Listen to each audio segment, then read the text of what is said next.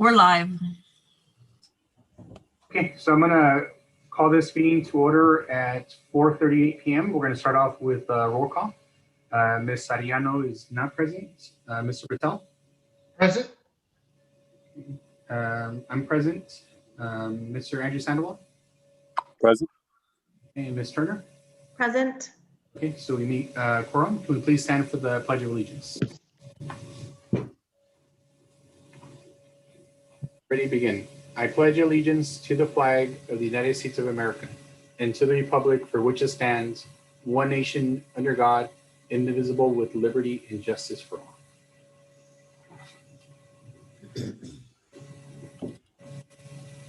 Okay, now if we can go to the approval of the board agenda.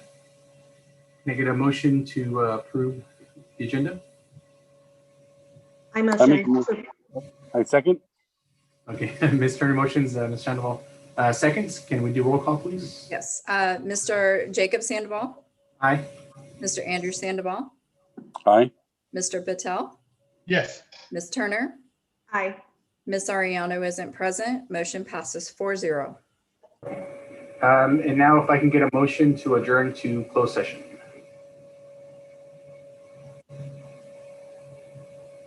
I motion to adjourn to closed session.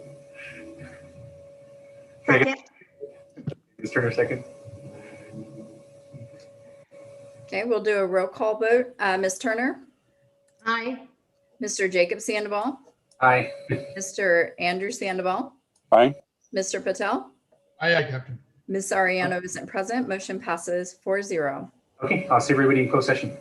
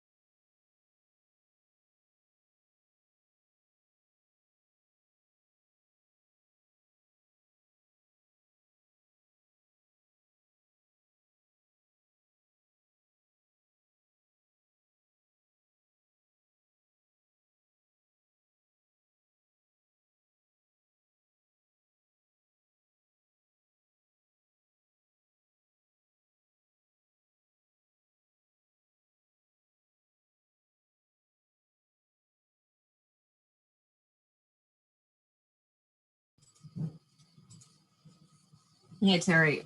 Hello, how are you? I'm good. How are you? I am good. I Good. thought I had the wrong link. I was like clicking it. No. I'm like, no Yeah. one's there. No one's there. You're in the right spot. They had Okay. a short closed session before they're coming into this session. So, Okay, perfect. Okay. and All we right, are and live streaming on YouTube right now. YouTube. Got Just it. so you know. Yes.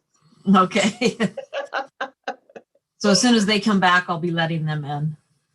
Okay, perfect. And then can I share the screen because I have some documents that I Okay. want to share with them on the things.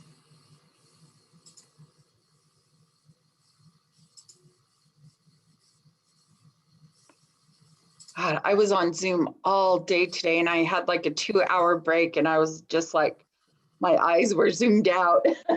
Yeah. Can you check and see if you have access? Yes, let me see. Participants. It doesn't say that I'm co-host, but Oh, I can make you a co-host. yeah, just Give me just a minute. okay.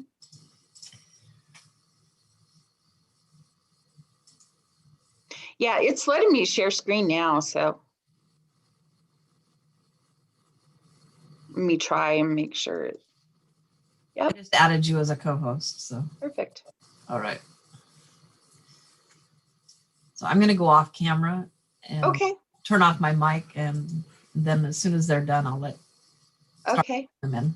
All right. Perfect. Thank Thanks. you.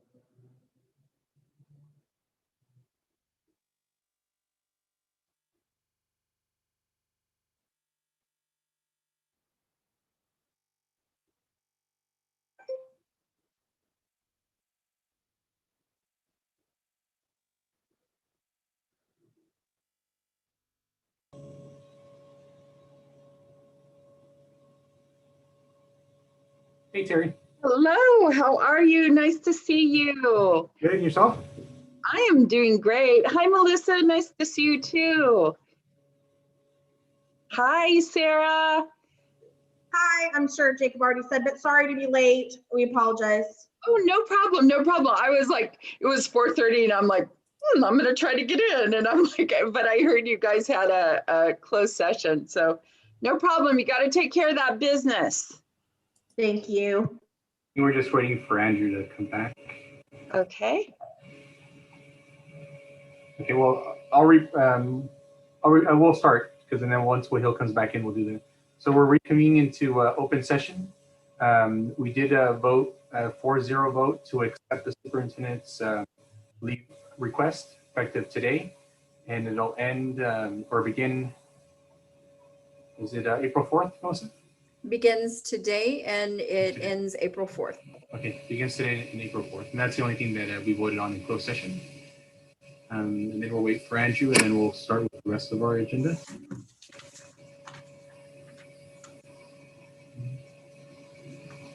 Andrew, I'm gonna go get a drink. I'll be right back. Okay. Nicole, do we have any public comments? You want a drink? Let me Diego? check one more time. No, I checked thank earlier. you.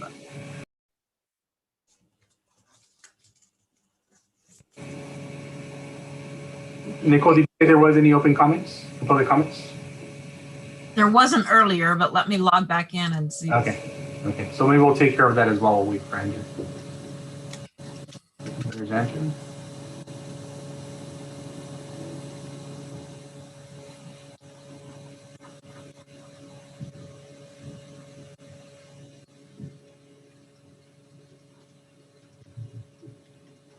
Andrew, we're just waiting for Nicole to check in and see if there was a public comment that was made, and then we'll move on to the rest of it.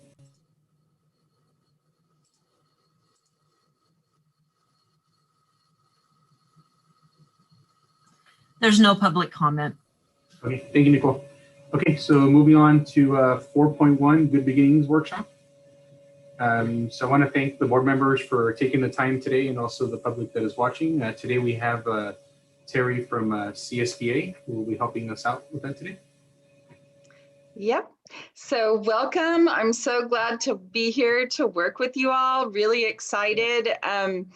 Too bad we're doing it virtual because I love your area. I love going over there, but this is what we're doing now is, you know, our world is virtual. So I'm really excited to be here. I'll give you a little history on myself. My name is Terry V. Hill, and I am a current board member up in Fall River Joint Unified School District up in Shasta County. I've been a board member for 24 years. Every time I say that, it shocks me, right? But it just seems like a minute. It's just flown by because I've really found my passion being a school board member. I've worked for CSBA for the last 2 years. I teach Masters in Governance. I teach the Student Learning Module. I do New Board Members Institute. I do Board President. And I also present at AEC, our annual conference. So really glad to be here with you all. And just a couple of house cleaning notes. If you guys could keep your cameras on because I want to see your bright, shiny faces during our workshop. And and is it okay if I call you by your first name? Yes. Is that okay? Okay. All right. And please, you can stay unmuted because I want this workshop to be interactive. So anytime you have a question or a comment or anything that you want clarification on, please jump in. Please jump right in. So, all right. So we'll get started. Let me do the share screen and I'll go over the agenda. So this is the first of 2 modules. Today, our goal for the 2 sessions is to review board superintendent roles and responsibilities, review governance team norms, and also review the district protocols. From 5 to 5:30, we're going to do a welcome and introductions and kind of talk about our meeting guidelines and do a little icebreaker. And then from 6 to 7:30, we'll be going over roles and responsibilities. For our next module on March 8th, from 5 to 5:30, we'll be talking about norms. And then from 5:30 to 7:30, we're going to be going over protocols and just creating that governance handbook for you all. So I always like to start my workshops with a beautiful quote. And one of the quotes that I love is from Nelson Mandela, and it's education is the most powerful weapon which you can use to change the world. And I really believe that as a board member. I believe that the work we do is very important. I believe the work we do has to be focused on our students in our district. And just thank you for doing that work because it's very, very important. Okay, so let me go to my next document. And so what we're going to do next is we're just going to kind of introduce ourselves and talk about why we're in this leadership role, why we're doing the work we're doing. As board members, as you know, we have our board meetings. We have to stick to the agenda. We really don't get a time to debrief and talk and visit. So we're going to start with this icebreaker, and let me grab it.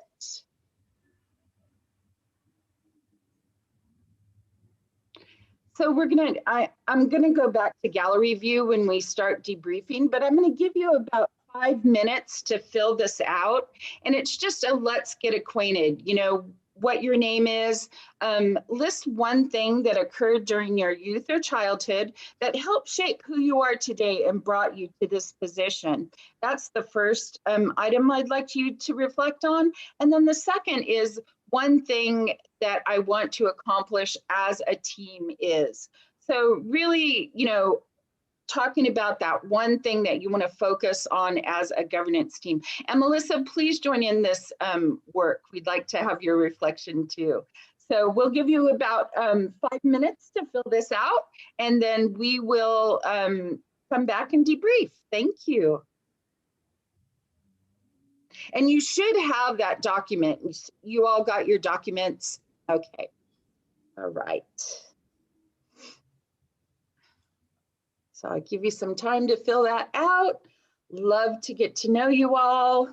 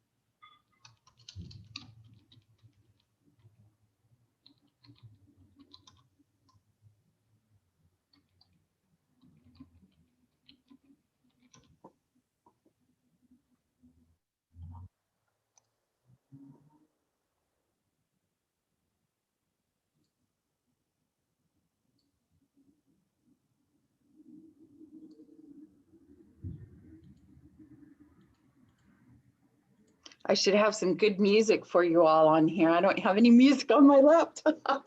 New laptop, sorry.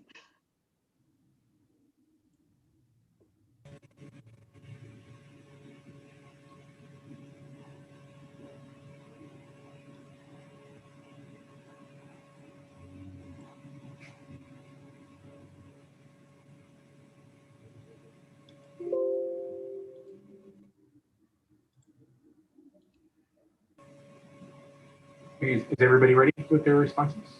No. Ready? Hey, I think this is the first board I've worked with that has two brothers. On my board, we just had an election and we have a father and a daughter on my board, which is interesting. Congratulations, Andrew. Thank you. And nice to see you again. Yes, nice to see you too.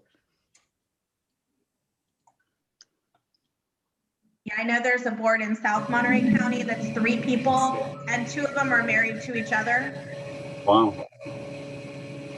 But they each ran and that was the 2 top vote getters. So they were told that it was fine. And Yeah. Yeah. That's interesting. it's a really small district, but it's still interesting. Yeah, it is.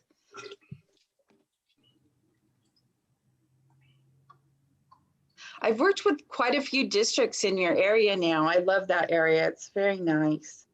Okay. I think everybody's ready. Terry. Okay. All right. So do I call you Diego or Jacob? Jacob, I gotta change that. Okay. So, okay. I just wanted to clarify that. So Jacob, can we start with you, please? Sure. So I do want to tell a little bit about my history, which is one of the reasons why I always make certain things my focus whenever I advocate for stuff. Yes, please. So my father came to this country undocumented when he was 15 years old, kind of on his own. And he became a citizen and worked in the fields. And he was also a migrant worker. So when I was in elementary school, we would go to Indio, California. And so we would be taken out of school and going out there as well. When I started in Castroville Elementary School, I was kind of misclassified and I was being put in remedial classes. And when I came to the Santa Rita Elementary School for 2nd grade, my mom spoke with the teacher, who at that time was Miss Robb, and advocated for me to get tested out to be part of the regular students. So I think because I kind of come from that background, and also, I almost fell through the cracks if it wasn't for my mom advocating for me to get, reclassified or retested, my life, and who knows, my educational experience would have been very different. So I think those things, as far as, my father being undocumented, working in the fields, being a migrant worker, and how oftentimes, because of that, the students get misclassified if their parents primarily speak Spanish at home. And that was my experience. So that's why I guess I'm always trying to take that perspective whenever I'm on the board and stuff. So. Thank you. And what's one goal that you'd like to accomplish with your governance team, Jacob? I think is slowly just improving, and I guess one goal would be just setting up better ways of doing business, so we can support our superintendent, so she can carry on the goals of our district. Oh, that's great. That's really important. And I just want to say your story is powerful. And I love when the demographics of the school board kind of reflects the demographics of the kids that attend your schools, right? You have a special understanding, and I think it helps the parents understand, what's going on with the schools too. So thank you for sharing that with us. That was really powerful. Sarah, can I go to you next? Thank you. You can. It's interesting, Jacob, when you were talking, you're going to hear a parallel, but a different generation. My mother was really the smartest person that I ever met in my life. She came to the United States when she was 31, and she'd only gone to school through the 10th grade because she was from Australia, and in that time, basically, if you didn't have money, you left school at 16. So when I was born, she went to the local community college and said, like, how can I better myself? And they said, well, you haven't graduated from high school, so you need to start there. And that's how she started. And she finished her BA 10 years later at 41 while working and raising 3 kids. And I think about our students and all the potential that they have, and there was no route for her as a child to think of herself as somebody who could go beyond what was the norm in her community. Like, it just wasn't ever suggested by anybody. And I don't want that for our students. I want our students to think that any job is available to them, any path, and that we may have to explain how you get there and help them, but to know that that they deserve the best. So that's sort of my why. And in terms of my goals for the board, my goal is for us to be able to start thinking systemically, so that we really articulate clearly some year-long goals that we have, or multi-year goals. I think we've done a really good job progressing without really having that formal system, but to really have a formal system so that we could, have a pathway. This is where we're trying to get to. Wow. Sarah, if I'm not mistaken, you're an educator now. Are you a teacher? I am a teacher, and I've been a teacher more than 20 years, and I still love it as much as I did the first day. So it's a gift all the time. Wow. And so, I mean, this is just interesting to me. What your mom went through, did that push you into education? Is that why you went into education, or maybe one of the reasons? I kind of went into education on accident a little tiny bit, in terms of it wasn't what I thought I was going to do when I was younger. And then when I graduated from college, I applied to Jesuit Volunteer Corps, and I was placed at a public school in Houston, and I just absolutely loved it from the first day. And I was like, why would I love this. Why would I pick something that I love less than this? Like, that seems dumb to me. So, but I thought that volunteer year was going to be like a year or two of teaching, and I'd go on to other things, but clearly that has not happened. Wow, that's amazing. I always like to hear like why people pick the profession they do and how they got into it. But thank you so much. And I have a similar story, and I'll tell you at the end, but that's really interesting. Thank you so much. Andrew, can we go to you next, please? Sure. Well, my parents were both immigrants, and I just remember growing up, helping them interpret and communicate. Growing up and with school and with other matters, and that kind of brought me to where I'm at now. One of my goals that I want to accomplish is to provide more access in our family's native language, just to make sure that we're supporting all students and the families, and they find a resource in our Santa Rita School District to be more successful, not just academically, but socially as well. Thank you. That's very powerful too, that language piece. You guys have some good stories. I like this. Mr. Patel, how do I pronounce your first name? Sunil? Sunil. Sunil. They just Okay. call me Neil. They just cut out the Sunil. Okay. Neil, got it. I really respect names, so I just don't want to make a mistake. So thank you, Neil. Okay. Can you tell us your story, please? Thank you. Okay. I think we're going to get done at 9:30, Sarah. Is that right? 9:30? Yeah, we're good. I got this, you guys. We'll be done at 7:30. I'm an immigrant to this country. My family and I, refugees from Uganda, and I was born in Africa. And, I grew up here. I came here when I was 5 years old, and I grew up here in Salinas. I love the school, the school system. We grew up as immigrants. We started, on the bottom of the ladder, struggling, living in poverty and stuff. But, education was my gift, if you will, that my mom and dad would always remind us of. And that is, we all have this gift of free education in America, and so we took advantage of that. And, having said that, I as an immigrant, I didn't speak English. It was difficult fitting in.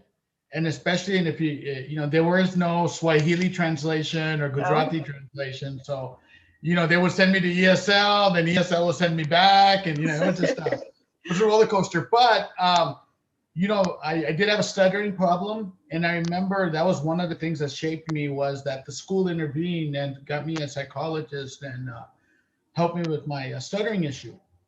And to this day, it just reminds me that, you know, there are things in place, systems in place to help you, even if you or your parents don't know about it, you know, and so that's always been a driving force for me. You know, I didn't start in the educational world. I was more of a businessman for many years, entrepreneur, if you will. And, you know, I've had some success, but then I kind of transitioned. I gave that up to become a school teacher 20 years ago. And Wow. and so I like it. I'm a coach, but the main thing is just giving back. And I always want to help the lowest common denominator. You know, it's always, to me, it's always not the ones who have the most, but the ones who have the least.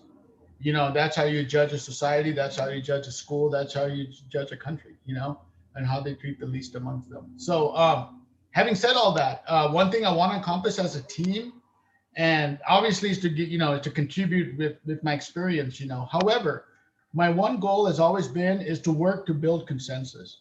And the reason I say that is because through that work, that effort towards building that consensus, we can really understand other people's point of view and why they have that perspective.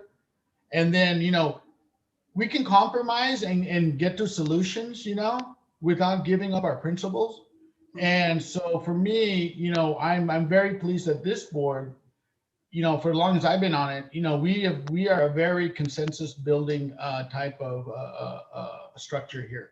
And most, if not nearly all of our votes are usually unanimous, you know, and I take great pride in that, not because of me individually, but us together, you know, because any one of us could say no or yes, and you know, but the idea that people are willing to work together and build consensus, you know. And so anyway, that's it. Thank you very much. Thank Hey, you, look, Neil. I've done in like 11 minutes. Hey, you guys. were good. You were good. Look at Sarah. Sarah's like, yeah. And believe me, I do this workshop usually in 4 hours, like the whole thing. So we have the gift of time tonight. And I think it's really important that we, you know, you talked about consensus, Neil, and I think it's really important that we know each other's story, because that gives us understanding and maybe why we vote the way we vote, why we have the beliefs that we have. So thank you for sharing that. I really appreciate that. Melissa? Hi, I'm Melissa. Hi. I grew up in a very abusive and unsafe home, and school was the one place that I was safe and that I had control over my life for about 7 hours a day. It's also the place where I was valued for what was in here. And so really my 21 years in education have been focused on helping kids like me and making sure that school is a safe place and an engaging place and a place where we can help kids grow and find their way to move beyond what they may have been born into, to move on and do whatever it is in their heart to do.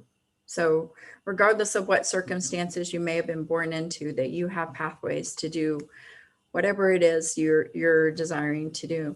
And in terms of working with my board, what I'd really like to do is create a strategic action plan that focuses and kind of memorializes the fact that we're the district where everyone learns and grows safely and passionately.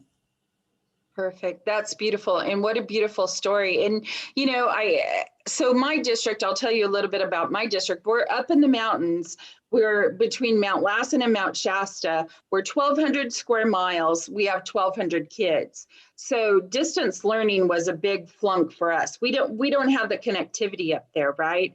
And so we closed down a little bit in March, but then we opened right up because, like you said, Melissa, we're a very poor district, and the safe place for our kids was at school. I mean, we talk about connectivity. Some of our kids don't have running water or electricity, you know, so I was really proud that we were able to get our kids back and into a safe environment.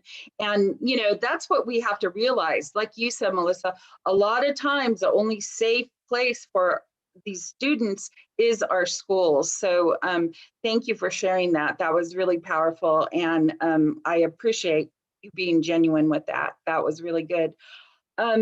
Yeah, and so my family is also, they came here from the Netherlands and they had a dairy in Los Angeles. That was all dairies, believe it or not. And so my dad got kicked out of school when he was 13 because they had to milk cows all night. You know, they had a dairy, so there was 10 kids. They all milked cows all night. And the teacher called him lazy, like, you're lazy. You come into school and you fall asleep. And, you know, that really touched my heart about education. It's like, we need to understand these children's backstories, right? What we think is happening in their life all the time is not. So that was kind of my driving force to get on the school board, and it's become my passion. And like Neil said, was helping the kids that don't have the support systems, you know, the continuation school and the community day school in my district. I was there all the time because those were the kids that needed my help and my support. So I really appreciate so far what we've talked about and really caring about every child in the district. That's equity, right? That's the definition of equity. So thank you for that. Powerful reflections. Any other reflections from the group on anything we've talked about so far? Okay. All right, I'm going to do a share screen and we're going to jump right into this governance handbook, and we're going to talk about roles and responsibilities. Okay. You know, my wife has done a good job of telling me my roles and responsibilities. I'm just letting you know, I've been trained well. I got a certificate. It's on my wall downstairs. Hey, Neil, I like you. I'm not sure, but it's some type of certification. Oh my gosh. So these are other roles and responsibilities outside your house. Oh. I'm gonna be letting you anymore. It's okay. You'll get a new certificate. So I wanted to talk about the Governance Handbook, and this is a really important document.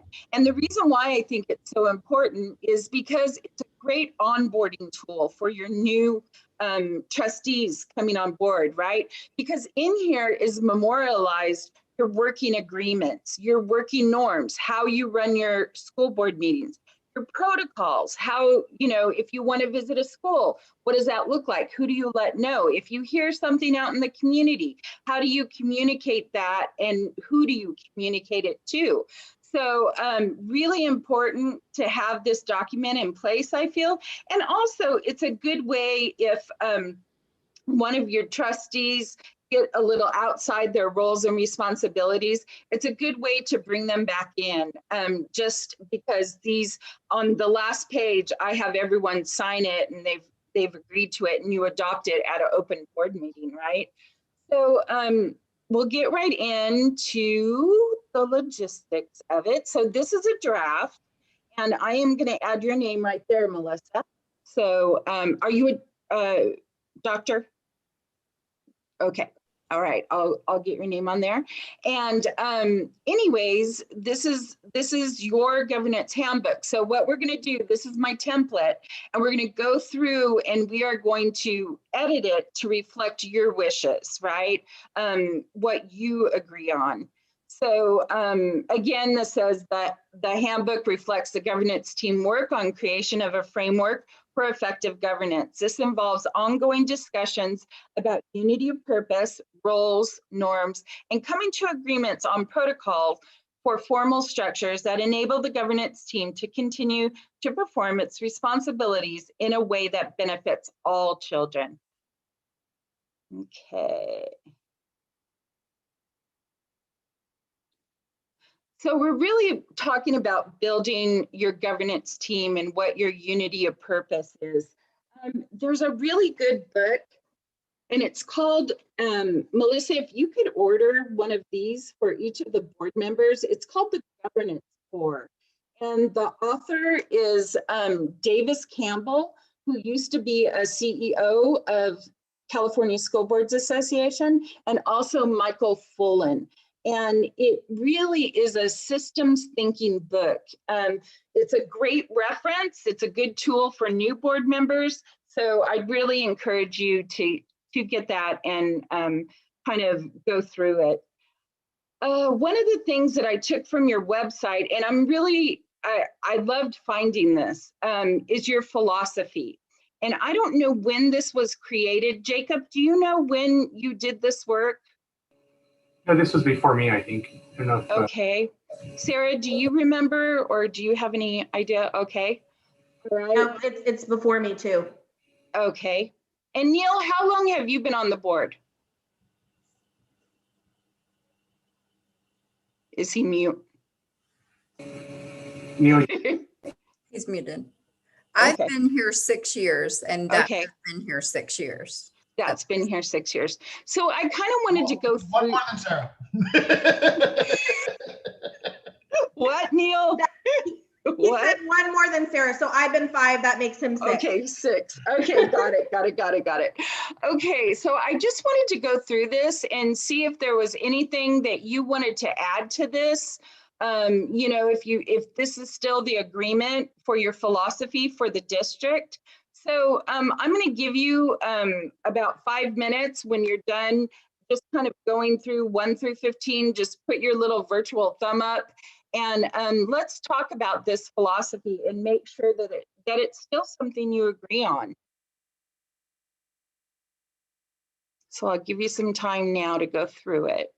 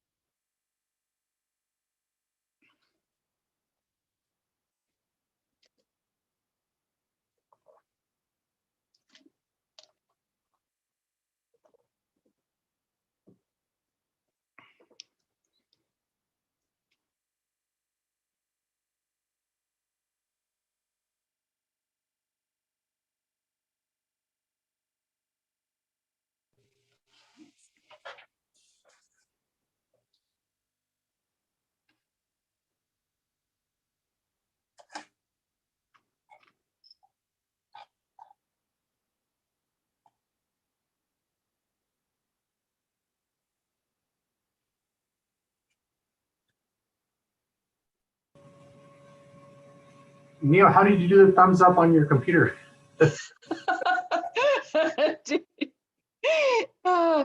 There should be a place at the bottom that says reactions, but if we're ready, we're ready. We'll jump right in. Okay, we got it. Thank you. Awesome. Okay, so who wants to go first? I just want to hear your reflections. I want to hear from each one of you, and I want to hear, you know, is there something that you disagree with on these 1 through 15? Is there something that you feel is missing that we can create and add? So, Sarah, can we start with you? It's funny, I really like this, although I've never read it. I may have read it immediately after I came on the board, and I can't, because I read all the governance things that were available at that time. Yes. And I don't remember. But no, I really like it, and there's not something that jumps out at me as being missing. I like that it covered a lot of areas. Okay. All right. And you know what I really appreciate is number 1, it starts with the students, right? Which it should start with the students. That's really important. Jacob, can we go to you next? Or Neil? Who was jumping in? Neil, was that you? For me, everything comes down to number 2, to be honest with you. To me, that is what separates us from private schools. This is what separates us from any other, is we take all. You know, we don't care your gender, your special needs, your ethnicity, your language, your economic background. No matter who you are, we accept you, and, you know, we provide you with a high quality education. I mean, that's why I am who I am. I think that's why a lot of people, when they turn to education, it's regardless of your starting point, you know, the education provides a highway to a much better endpoint, you know? I love that. Neil, could you read that for us, please? I just want to Yeah. hear it. Could you read Every that student- number 2? Sure. Every student in the district, regardless of gender, special needs, or social, ethnic, language, or economic background, has a right to a high quality education that challenges the student to achieve to his or her fullest potential. It's Yeah. beautiful. It's really, really, really good. I love that. Was there any other one that kind of particularly stuck out to you, Neil? I think the success of our board has always been number 12. And I think, you know, we've had some changes over the years, but it's the board that has continued with the existing staff, you know, admin, who have really been ingrown, if you will, you know, and so we're developing from within our future. So I think that one to me was really important is, you know, once I'm gone, will there be a system in place that will replace me, you know, and the whole machine will continue to work, you know, and that's Right. what. And I love that too, right? Because we have to be mindful of our legacy. Like after we're gone, after we're off this board, what have we left for the district and the students? What work have we done? And I think that's important to think of. Thank you, Neil. I really appreciate that. Jacob or Neil, did you have something else to add? No, thank you. Okay, perfect. Jacob, can we go to you next, please? Sure. There wasn't anything so much left off, but I think when I was reading this, I was kind of reflecting a little bit on each of our stories, kind of how we got here and how I guess each of those points kind of fits in with the diversity, not only of our board, but of our district and the families and the students that we serve within the district, and how that's pretty important as far as, so I think reading this kind of again, I think how Sarah was, I think I read it when I first came on the board. But I think it's one of those things that now, after you kind of brought it up, is probably something that I want to read just for myself, you know, on every so often. I think sometimes it's kind of good to kind of start from the beginning, kind of just remind yourself, you know, of everything that takes place in serving the students in our district and the families. Well, I was pretty impressed. Not a lot of districts have this on their website. So I was impressed that you guys had it there, because I think it's really important to talk about your philosophy and your why of what you do in the district. So thank you for having that on your website. Andrew, can we go to you next, please? Sure. One thing that stuck out was, where did that go?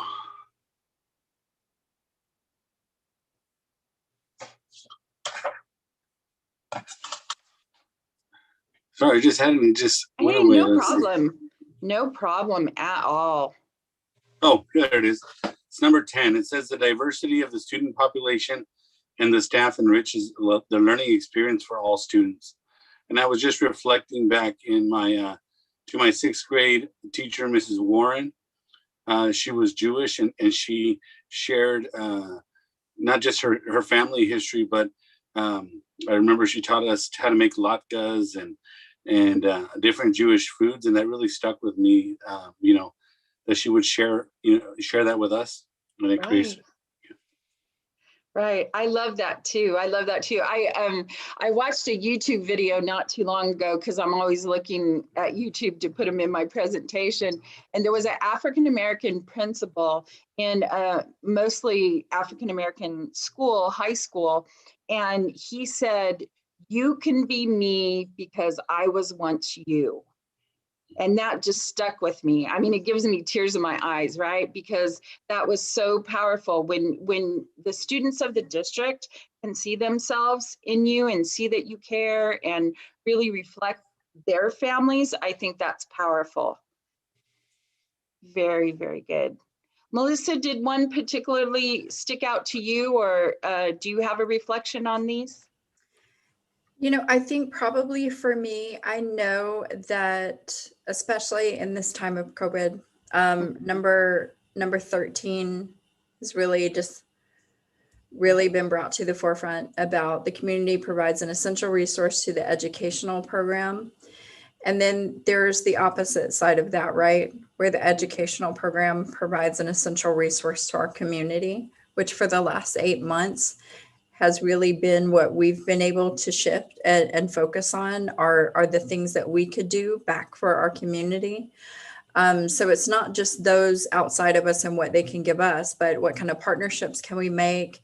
Can we do things like a food bank with community partners? Can we do, clothes drives and all of these amazing things that I've seen leaders in this district partner with outside organizations and just to be able to connect resources for our kids just kind of really spoke to how turns out we ended up having some great relationships already in place and then just sort of grew those because of the situation. So it really put a high value on what 13 means to us. Yeah, I mean, I think that's the first thing that scared me so bad when we closed down our schools is sometimes school is the only place where our students eat, right? They have breakfast, they have lunch, they have a snack, and so that came to my mind. How are we going to distribute food? And my district is so big and it's so rural. How are we going to get the food to the families? And like you said, Melissa, I think was really powerful is making those partnerships with other, groups in your community to really help that happen. So, there's a lot of bad that happened with COVID, but there also is some good. We saw people band together to help the students. We've had to work together to make things better. So thank you for that. I really appreciate that. So I won't do any edits to these. I think this is a great list and they reflect a lot in this content. So we will keep that in your governance handbook. And I think that's good for, like Sarah said, when she first got on the board, she read it. And, I think it's a good thing that when people look at your governance handbook, that this is the first page of content is your philosophy and what you feel should happen in the district. So that is good. All right, Neil, we're coming to roles and responsibilities. I won't pick on you, okay? So now we're gonna talk about roles and responsibilities. So these are mutual agreements on the roles of the board and the superintendent. So the role of the trustee is to stay focused on the big picture while fulfilling 5 responsibilities in a series of job areas. These 5 responsibilities are: we set the direction, we establish the structure, we provide support, we ensure accountability, and we serve as community leaders. So I just did a new board member institute last Friday. And what I told the new board members, and actually we have over 1,000 in California, it was a big election year. So there's a lot of newbies. And I always say that board members need to have the helicopter view of the district. We need to look at the big picture. Are you guys in trustee areas in your district, or you serve at large? We currently serve at large, but we've already passed a resolution that after we have the census data from 2020, that we're going to be moving to trustee areas. So potentially our next potentially the 2022 election, if the trustee areas are done by then, could be a trustee area. Okay. And so one of the conversations that I've had with a lot of districts is, just because you're in a trustee area doesn't mean that that's just your focus in the district. We still have to keep that helicopter view of the district and make sure that we're seeing the whole picture. But we still serve at large in my district also. So anyways, those are the 5 areas of responsibility. And so coming down to these bullets, we carry out our responsibility in each of the following job areas. Now, this doesn't mean that we create the budget, or we build the buildings, or we do the hiring. We approve a lot of this at the end, right? We're not in the weeds. I always tell boards, we are the what, and your superintendent and staff is the how. So they do the work for us after we make the decisions. And this kind of goes along with that. The superintendent assists the board in carrying out its responsibilities in each of the job areas and leads the staff toward the accomplishment of the agreed upon district vision and goals. And I'm glad, I think it was Sarah that talked about, really working on your vision and goals. And that's an important thing. What we do in my district is at the beginning of the year, we have a board workshop on goals, and we create 3 to 4 for our superintendent. And during the year, he tells us how he's accomplished those goals, gives us presentations, and then we do the evaluation based on those goals. So we used to use like a template, and some of the questions were just ridiculous, like, is the superintendent dressed correctly or appropriately? I mean, if he's not or she's not dressed appropriately, we have bigger fish to fry, right? So that really had meaning for our evaluation. And I can send you a template, Melissa, if you'd like to see that, or Jacob, from what we use in our district. It's done well for us. Do you currently have an evaluation template, Jacob?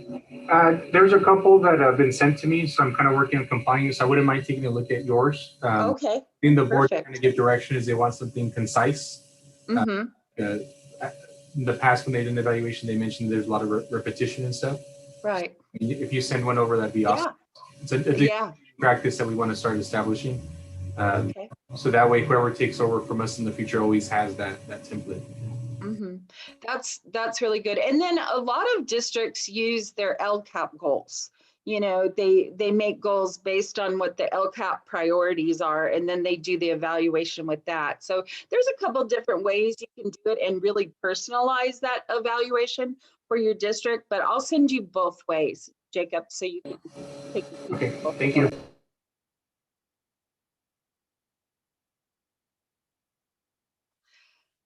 Okay, so Sarah, could you read that first paragraph for me, please, under roles and responsibilities? School board trustees are the representatives of the people, elected to ensure the district schools educate the children in consideration of the interests of the local community. The role of the school board is to govern the school district. Exactly. Andrew, can I have you read the next little paragraph right here?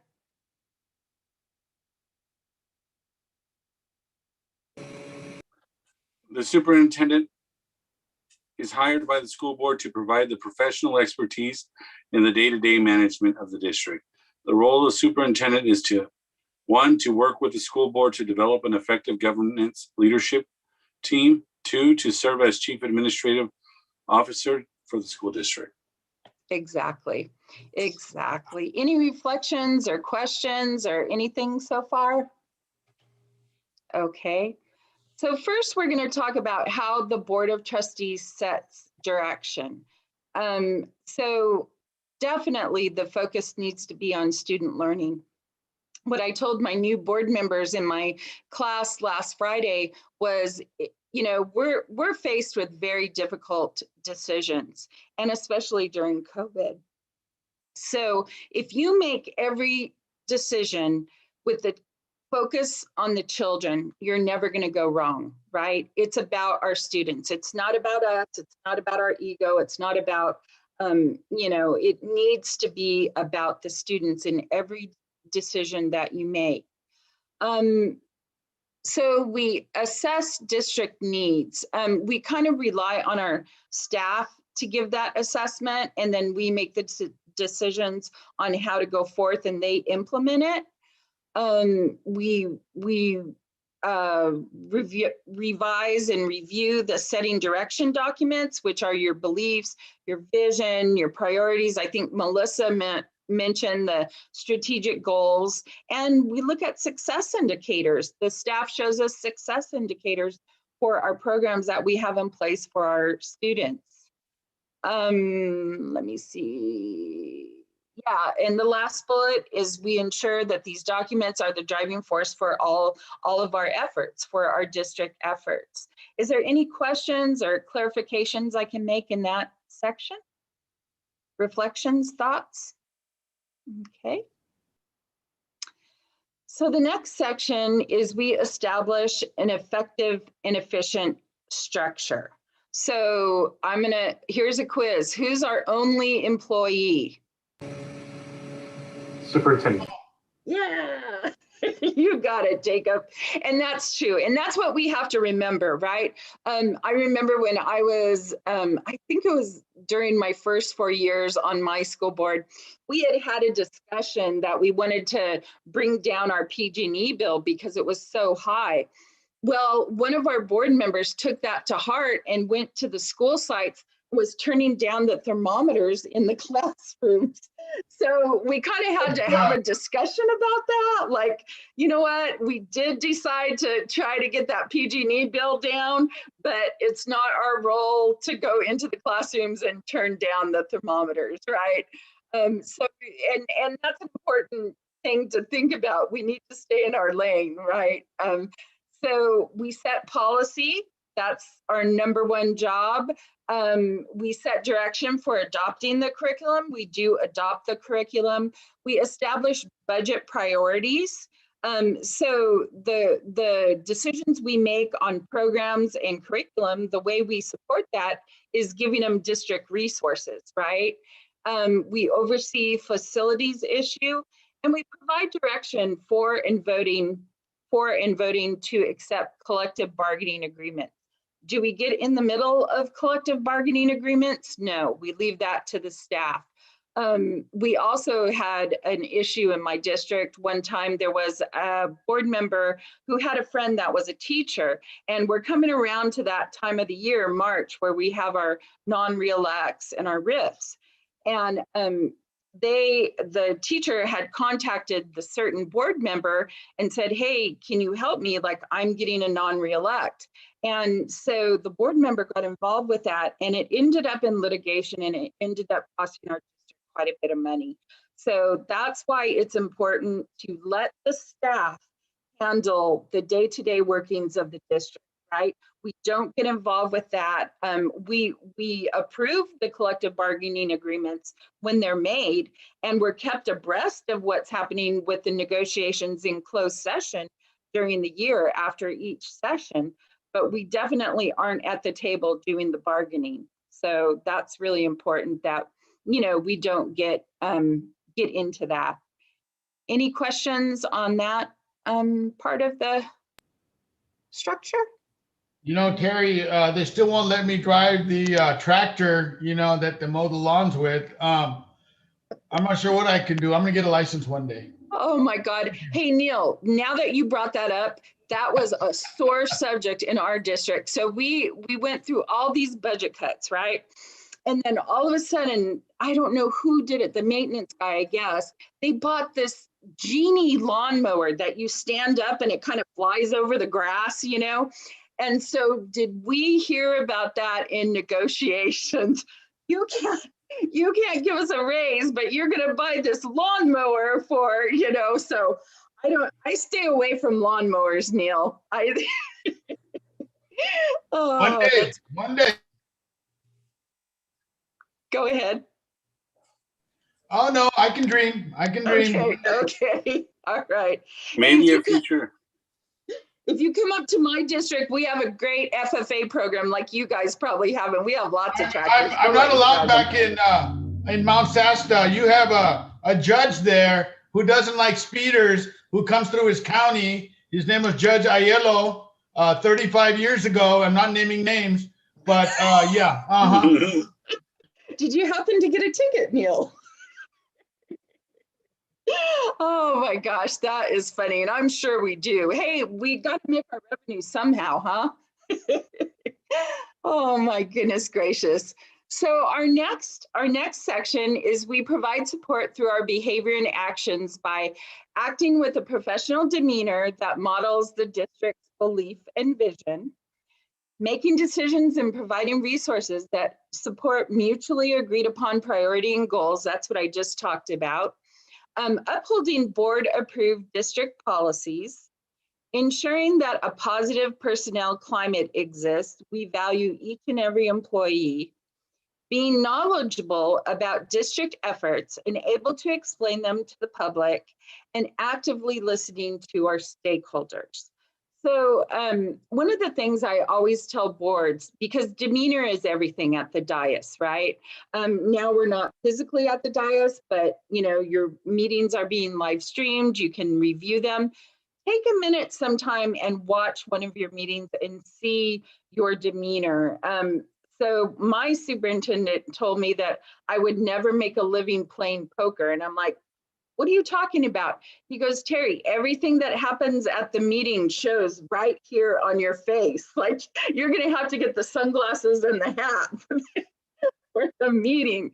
So, again, just being really mindful about, how you're acting, and we'll go over it in our next module about the working agreements, about, actively listening to your other board members, not listening to respond, but listening for understanding and making sure that you're respectful. And it seems like you have a great board and that's not a problem with you. But, everyone is always watching. And I don't know if you have a student board member or anything like that, but, we're modeling leadership for our community and our students. So really, really, really important. What else? Actively listening to our stakeholders. So one of the things we did was our meetings were going really long, since COVID started. We had a lot of people joining our meetings, which we never had in the past. Maybe we would have 10 people. Now all of a sudden we're up to 100 or 200 people in our meetings. So we really want to listen, but during a board meeting, it's hard, right? Because you got to stick to the agenda, and they have the right to have the 3 minutes, in the beginning about non-agenda items. So what we did to make our meetings a little bit more manageable was we had some town hall meetings dedicated just to COVID. And I don't know if you guys have done that yet, but it kind of took the pressure off our regular meetings. So we didn't have to worry about them, going so long. So anyways, that it really helped us. Upholding the board district policies, very important. Do you guys have an idea or a reflection on how you make a positive personnel climate in your district? Like, what are some of the things that you could do to make it more positive in your district with your personnel? I think one thing that I was kind of mentioned at a previous meeting that we're going to start looking into was maybe recognizing we have set employees of the quarter or the month, and then also retirees, trying to find a way to kind of thank them for their years of service. So I think that's something I guess going forward. And I know every year they always cook for all the staff at the end of the year, kind of as a big thank you and send off for the year. Yeah, that's really good. That's important too. And it's the little things, right? Right.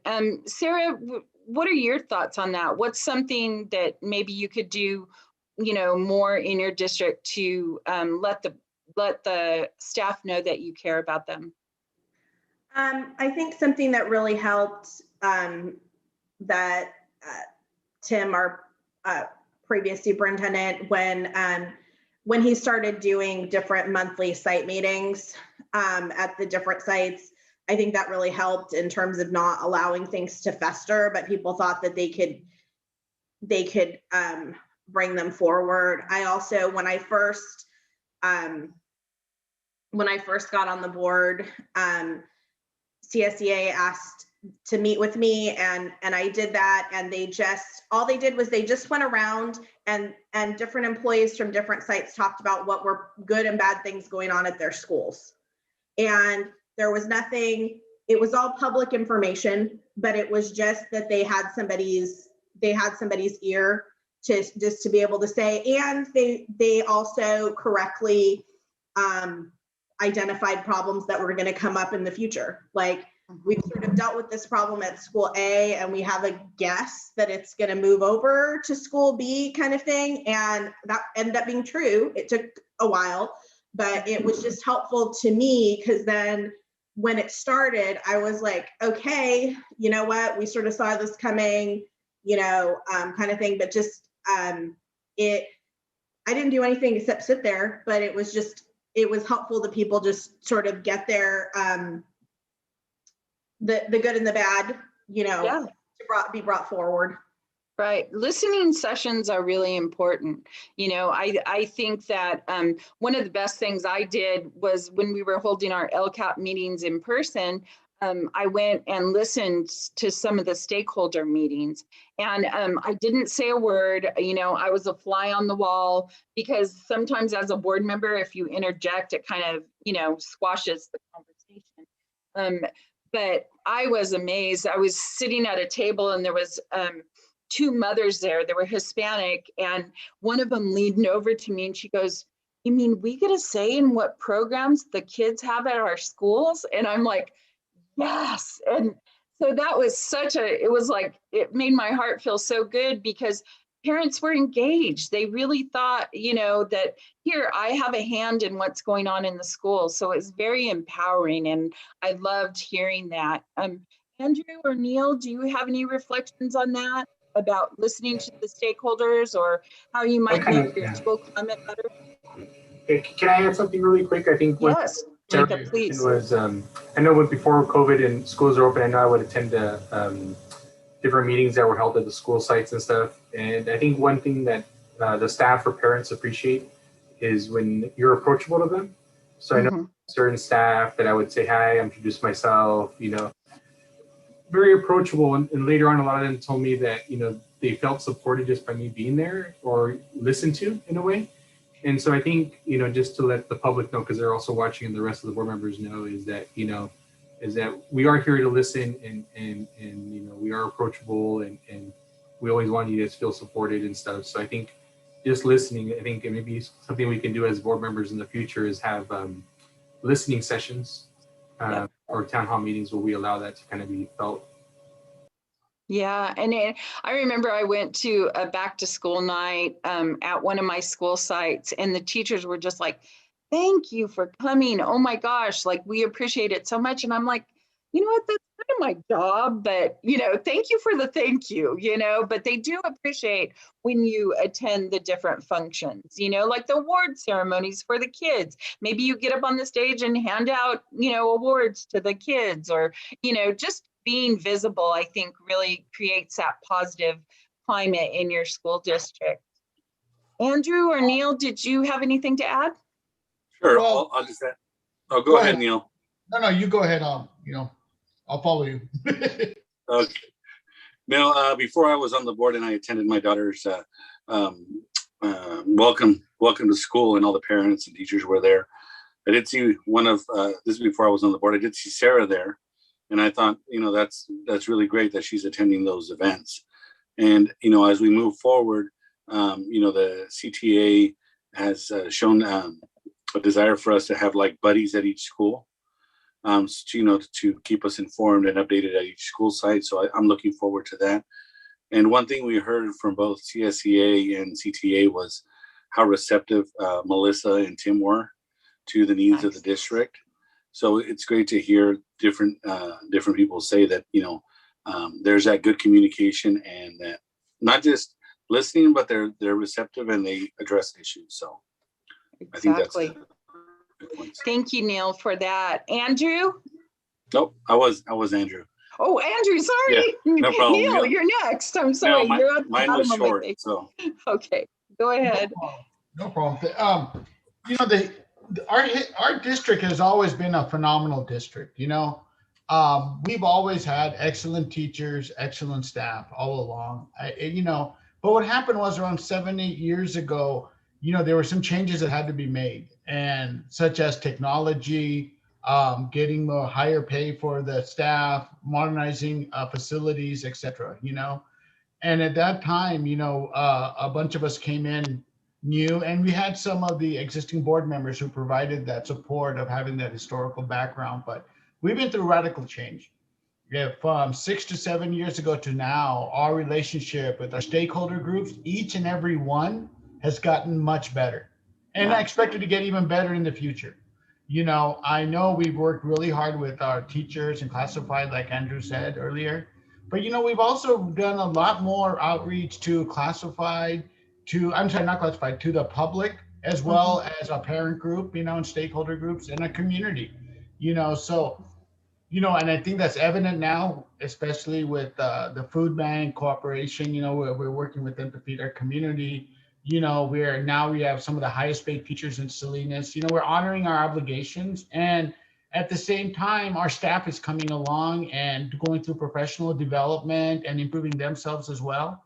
So, for me, it's this idea that it's the constant evolving, that we must evolve over time, and we must have board members who are willing to evolve over time, and accept the greatness that we have, but make the necessary changes that we need to in order to make sure that greatness continues into the future. So for me, it's like I said, it's been radical change in a positive way. And my hope and wish is that we continue with that and encourage that positive personnel climate, And Yeah. and like Diego said, we need to recognize that more. We don't do a good enough job of recognizing our own people, our own staff.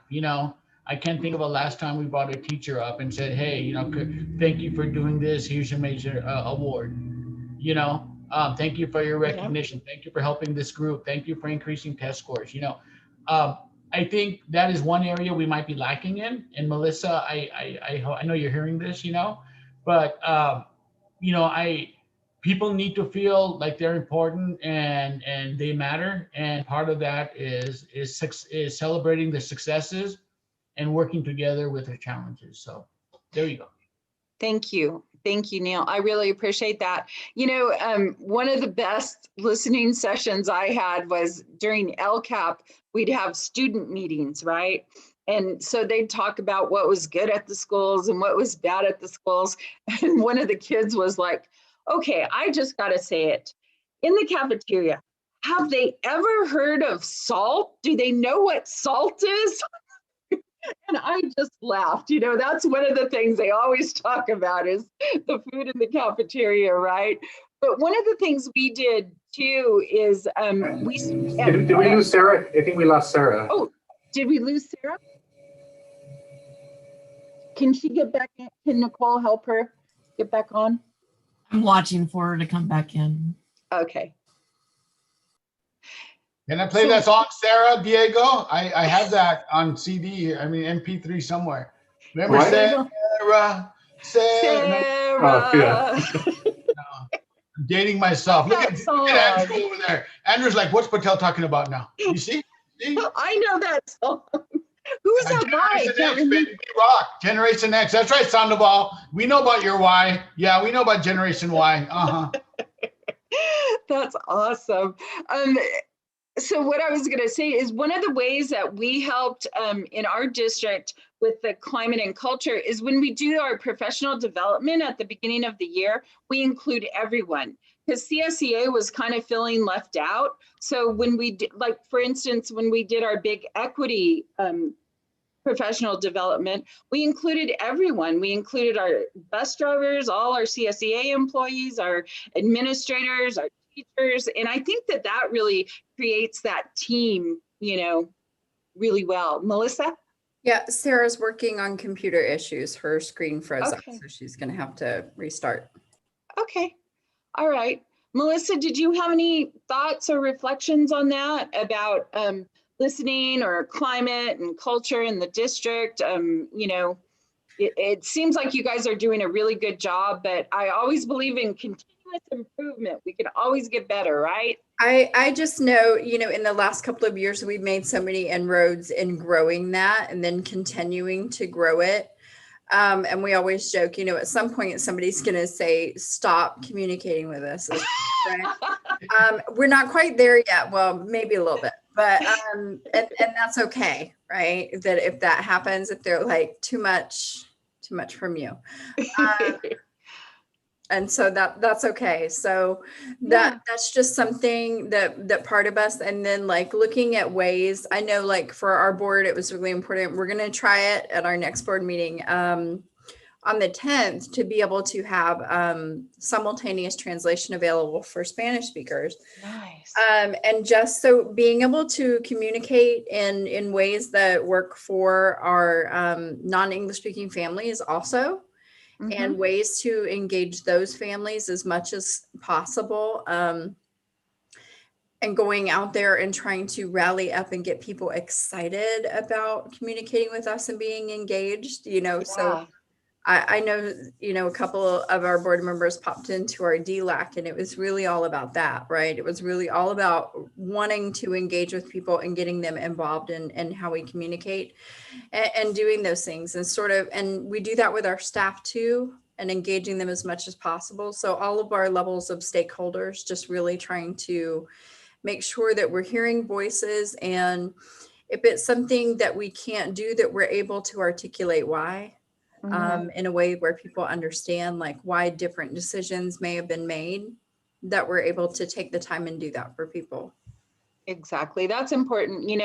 We talk a lot about inclusion, and we always want to make sure that everyone has the opportunity to be included. And, one of the things that might seem like a little thing, but like, when you have your LCAP meetings, like what time are they at? Are they at a time where most parents can join? A lot of our parents are working 2 and 3 jobs. So if they can't join the meeting physically, is there a way that they can get their reflections in, either hard copy or, on the computer? I love hearing that you're trying to get as many voices heard as possible in your district, because that's really important, and they're going to support their children more if the board has that priority and goal for the district. Let's go down to accountability now. So we ensure accountability to the public by evaluating the superintendent. We talked a little bit about that, and I'll get those templates to you, Jacob, so you can take a peek at that. Monitoring, reviewing, and revising policies. It seems like every board meeting we're doing a first reading or a second reading on a policy and updating those policies to reflect what's going on in the world, right? Number 3 is really important. So as board members, we serve as judicial and appeals body. So it's a lot of times when you talk to parents, if they're having a problem, it's really important that you guys refer them to the chain of command, right? So if they're having a problem with the teacher, that they go to the teacher and they discuss the issue with the teacher. Then they go to the principal. Then they go to maybe the assistant superintendent or superintendent, and then they come to the board. Because if it does go as a grievance or a litigation matter, we're at the top. And if we've gotten involved in the bottom, then we might have to recuse ourselves when it comes to us, as a judicial review. So it's important that we kind of stay in our lane that way. We can listen, but we can't promise outcomes, when parents come to you. So that's important. We monitor and adjust the district finances. My CBO has this little, school finance is so complicated, especially when you're first on the board. You're like, I have never seen a budget like this. And so she has this little checkbook thing that she makes for us, to show that we're still in the black instead of the red, right? But really understanding the important points of the budget and where to know, like if you see this number go above this, then we're in trouble. We really depend on our CBO a lot for that information, but it's good to have a little bit of understanding in that. In our Masters in Governance program for CSBA, we do have a finance module that's really important. And I think we talked about coming to Monterey County to do a Masters in Governance program when we're able to travel, but we're still doing them virtually. So either way you could do it, but it's a really good class. I've taken it twice just to understand the budget in schools. We review facilities, and again, monitor that collective bargaining piece. Let me see, was there any questions on this section? I know one of the policies we had to revise was, I don't know, maybe 5 years ago, we had a section about, tobacco, but we didn't have anything about vaping. So we had to add a section on vaping because the world changes, right? We didn't have that problem 15 years ago of kids vaping. So just keeping up with the times and reviewing those policies is really important. Monitoring student achievement and program effectiveness. Now, as board members, we don't evaluate those programs. We have staff evaluate those programs and give us success indicators to make sure they're working for our students. But of course, we don't do that work. So now this is my favorite part, acting as community leaders. So it's really important that we speak with a common voice about district priorities, goals, and issues, everyone being on the same page. Engaging and involving the community in district schools and activities. Communicating clear information about policies, program, and fiscal conditions of the district. Educating the community and the media about issues facing the district and public education. And advocating for children, district programs, and public education to the public, community, and local, state, and national leaders. One of the things that CSBA does is we have our Ledge Action Day. It's going to look a little different this year as it did last year, but most years we're down at the Capitol full force with lots of board members going in to talk to their assemblymen and senators about what's going in. Ooh, there's Sarah, I'll admit her. Talking about what's going on in our schools. Now, we don't have to wait to go to Sacramento to talk to our leaders. When they're in their home office, when we're able to be back in school regularly, invite them to your school district, invite them to your schools, make that relationship strong with them. That way, if the relationship is strong when things are good, you can use that relationship when things are bad, right? When you need something. I think about, it was about 10 years ago when they wanted to cut home to school transportation. Well, that would kill my district. My kids ride the bus an hour and a half each way. I mean, and I'm not talking specifically about my kids, I'm talking about most of the kids in the district, right? So if they cut transportation, our kids wouldn't get to school. So during that time, Doug Lamoffa was our assemblyman, and I gave him a call and I'm like, Doug, I go, if you cut transportation, our kids will not go to school. And then he gave me a call back and he's like, Terry, when we were taking that vote, I thought of you in that school district. I'm like, yes. So that's the outcome we want, is to make sure that they know that when they go to, make decisions about cutting transportation or funding, they can see our children and think of them, when they're trying to cut those dollars for us.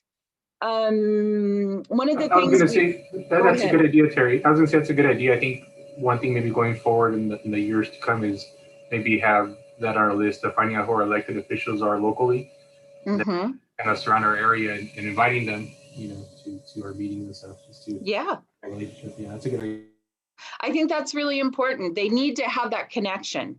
They need to have that hot connection with your school district and your schools.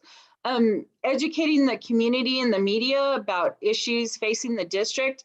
one of the things I did, we have a small newspaper in the Intermountain area, and I asked them if I could write a column once a month about, the good things that are going on in our schools. A lot of times we just get blasted. Oh, this is bad. This is bad. This is bad. Well, we forget to get our good news out. And as school board members, we're the ambassadors for our district. So we really have to make sure that we're telling people the good news that's going on in our districts.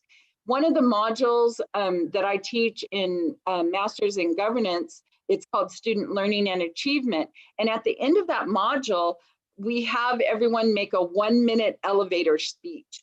So you're in the elevator, the doors are about to open. You have 1 minute to describe the good things that are going on in your district. And I think that's really important, right? Because, a lot of times we're in the market or we're at the football game or basketball game, whatever's going on. And how can we communicate in a succinct way to our stakeholders about the good things that are going on in our district? Really important. Anyone have any reflections? I admitted Sarah, I don't know, it must have not connected. Oh, she's there. She's there. Oh, Sarah, are you there? I'm here. Sorry, guys. Major technical meltdown. Hey, no worries. No worries. We're glad you're back. Thank you. So anyways, Melissa, do you have any thoughts or reflections on how we can act as community leaders for our district, or what are some of the things that your district uses to get that good news out of what's happening in your district? So within the last, a little over a year ago, we finally got around to creating a district Facebook page. Welcome to social media, and kind of using our avenues for getting more communication out about what's going on and places where people can go with questions or concerns. I liked what you said about like engaging with, we have some engagement with local leaders, but how do we expand that up to know who like our state representatives are and things like that, and how could we be engaging with that? So that kind of sparked my interest there too. Like, how do we keep doing what we're doing well, and then kind of keep growing our network, right? That might help influence some positive change for us in the future. Exactly.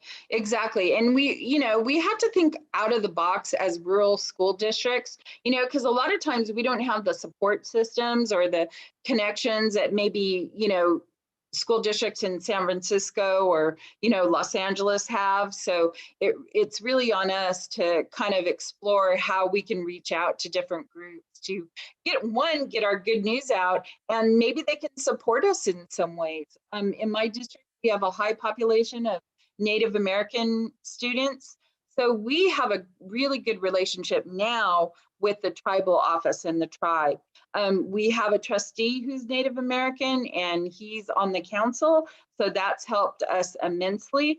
But just, making sure you're reaching out to all the different groups. And I'll tell you what, they came through. We were short on PPE, on masks and gloves, and they heard that we were, and the next day we had like $10,000 worth of supplies delivered by the tribe to our schools. So really, making that relationship good is important. Any other reflections on that? Andrew, Neil? Anything that you would like to do, maybe thinking out of the box in the future? Santa Rita has always had a really well connection with our Native Americans locally here, for guidance and naming of school sites, etc. So I would love to see our district formalize that connection. I think our former board member, Tommy Spencer, he had a really good connection with them. And I would like for us to honor our roots, of this area. And so, I would appreciate that. I mean, we had informal contact with them, but I think, we should have a more formalized, maybe even some type of plaque or something at our sites, to acknowledge, the original people that were here and helped create this nation. That's it. Thank you. That's really, and here, I don't know the demographics of your students, if you have many Native American students, but you probably do. And just that cultural proficiency connection, you know, them, the parents or the students walking into your schools and seeing that plaque, memorializing and, you know, kind of celebrating the indigenous people. I think that's powerful. You know, they feel connected to the schools when they see that kind of cultural proficiency in the schools. So that's a great idea. Yeah, Salinas has a long history. I mean, we have a rich Chinese immigration history, rich Japanese American history. We have a rich Korean American history here in Wow. this town. We have a rich Hispanic, or obviously, you know, American history here. So, but once again, I don't think we have developed that as much as we should, you know, and I'm glad that we had that opportunity to do that, you know, and I think that's a sense of pride. So I'm looking forward to that, you know, and I'm glad that that issue is being raised. Yeah, that's really important. And Andrew, did you have anything to add on that piece? No, just that in the future, I think having more listening sessions and maybe board member like town hall listening sessions, you know, that's something I had envisioned. You know, during this COVID, you know, now there's no excuse, you know, for us not doing that. So I'd like to look into that. Perfect. And Great I idea. apologize. I forgot one group, and I apologize. And that is the major contributions that the Filipino population have made in Salinas as well. I want to make sure I get all my bases covered. Very diverse. A As very well as the diverse Indian area. community. Amazing. Yes, as well as the Indian community. One day, my brother, one day, one day. That's awesome. That's awesome. We had, I sat on a scholarship committee, and one of our young Hispanic men had applied for this scholarship. And I sat on this committee for quite a few years, and I talked to him before the interview, and I told him, you know, make sure you tell your story. And I'll tell you what, I kind of regretted that, because when he came in, he brought a pair of his dad's muddy boots from working in the field. And they're like, well, why do you want to be an engineer? And he put those boots on the table and said, because of this, because of how hard my dad has worked to get us here and have us get an education in this country. And I'll tell you what, there wasn't a dry eye in the room. And also that connection to cultural proficiency, right? When they asked what he wanted to be, and he talked about being an engineer, they asked him, why do you want to be an engineer? And he said, I come from people that built pyramids and temples in Mexico. So, you know, why wouldn't I be an engineer? So, I mean, just all of those pieces fit together to support our children and make them believe that they can be whatever they want to be is so powerful. And I'm sure you guys are doing a lot of that. He ended up going to Chico State with like $65,000 of scholarship, and now he's working on his master's degree. So quite a success story. All right, guys, so let's go to the next section.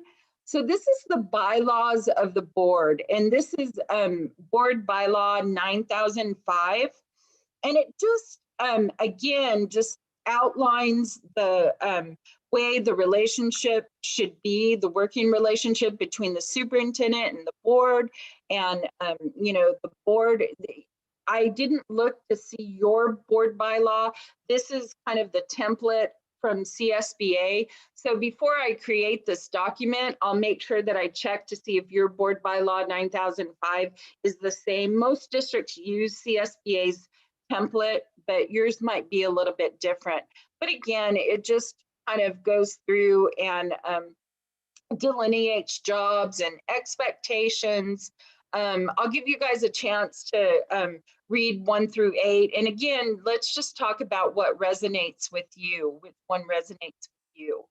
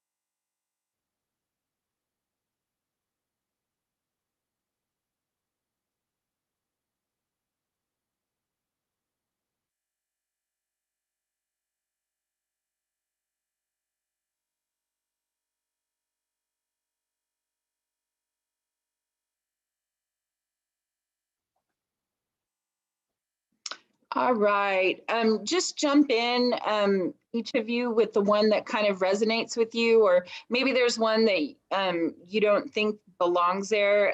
Just give me your reflections, please. To me, as a board member, the one that was difficult for me, especially as a new board member, was number 7 and 8. You know, there was a growing curve there for me, and that was that understanding that, you know, our main responsibility is to govern and set policy. We're not there to micromanage. We have one employee, and that one employee is not my individual employee. It's an employee in consensus with all the other board members, you know. And that was hard for me because, you know, my expectation was coming on the board, you know, let's move and shake and let's get things done. And that's not how it works, you know. And so that was eye-opening for me. And the other one is number 2, and that I'm sorry, number 3. And the reason is I think a lot of times things get too personal. A lot of the times you have disagreements because of personality, not necessarily of substance. And I think when people go, you know, when emotions get involved, it's very difficult to back up and be a, like you said, helicopter up and look at the total picture, you know. So, you know, there you go. For me, it'll be those. Thank you. Perfect. Thank you, Neil. Other reflections, guys? Sarah? It was number 3 for me, and Neil will maybe remember this. My first board meeting ever, and when we were in closed session, and you know, I'm completely nervous. I was the only person that was new. The other board members turned and said, "We may completely disagree with one another. We will always be friends and we will always respect one another. And disagreements do not affect our relationship. And we want to know who you really are." And that was huge for me. And they gave some funny anecdotes about stuff that had happened over between board members, just behind closed doors, arguments that they'd had, but arguments where you're arguing because you want the best outcome for the kids. Like, it's not personal. It's everybody really cares. And I never forgot that conversation because I was like, okay, I'm part of a group that's really like, it may be strong people, but it's strong people that are committed to doing what's best for the kids. Perfect. I love that story. That's really important, you know, and especially, you know, you look at some of the races lately, the school board races, they've been contentious. Right. So a lot of people have ran against the people that are on the board, like saying, you know, oh, you're not doing your job, or I disagree with you, whatever. So now that person is elected, how do you integrate them onto the governance team? You know what I mean? So what you say is so powerful, Sarah. Like, you debate issues, not personalities, right? You talk about the issues, and it's hard not to take things personal sometimes. I was working with a board, and one of the new trustees said, you know what, if I'm in the minority on a vote, if that vote is 4-1 or 3-2, I don't agree with the board. And I'm like, because she said that she lost her individual voice. I said, no, you didn't lose your individual voice. Your individual voice is reflected with your vote. But once that board takes that vote, whether you're in the majority or the minority, you stand behind that decision. And that's democracy in action. And, you know, it's very undermining for a person, if they are in the minority, to go out in the community and say, well, you know, I didn't vote for that. And, you know, you really have to be a strong team, especially during COVID times or times of emergency or difficulty. You know, you have to show the strength of your governance team. And Sarah, you nailed it right there. Was, you know, you might disagree, but you still respect each other. So thank you for saying that. Other reflections? I think for me, the ones that Neil kind of pointed out. So I know I had been kind of bringing up doing a good beginnings workshop, you know, for House and board. And I think we don't really have the space to have these conversations, I think, initially. And, you know, Melissa's coming on board, and I think it's important for me, even there's stuff I made notes on further down the line, is to make us feel supported to Melissa and efficient as a district.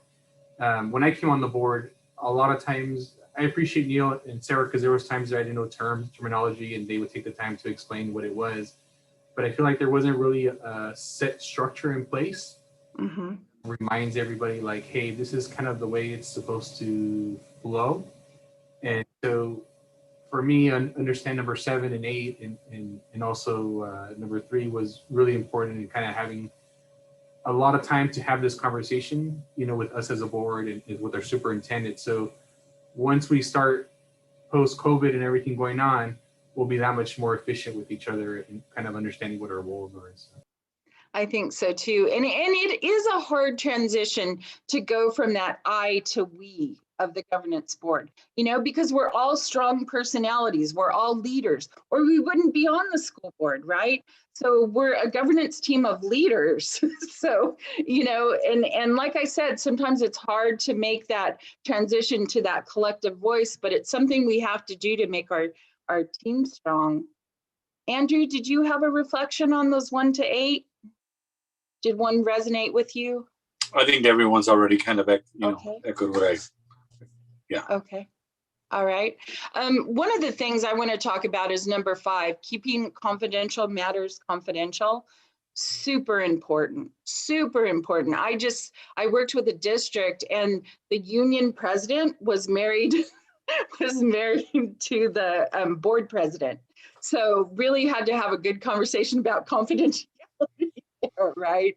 Yeah, that was different. I'd never seen that before.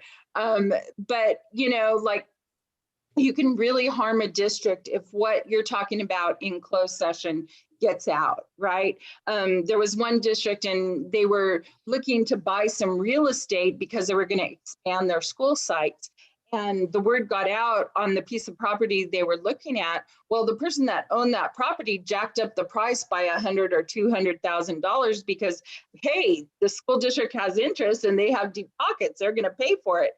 And, you know, and the way I feel about it is every dollar that goes to something like that is $1 less going to the students, you know, or your staff. So really important to keep confidential matters confidential. And what do you talk about in closed session? You talk about personnel, you talk about litigation, you talk about, you know, maybe superintendent evaluation. You know, there's many things that if the negotiations, if that information got out, not only are you in trouble legally, but it can really hurt your district. So really being mindful of keeping confidential matters confidential is important. Melissa, do you have reflections on that 1 through 8 right there?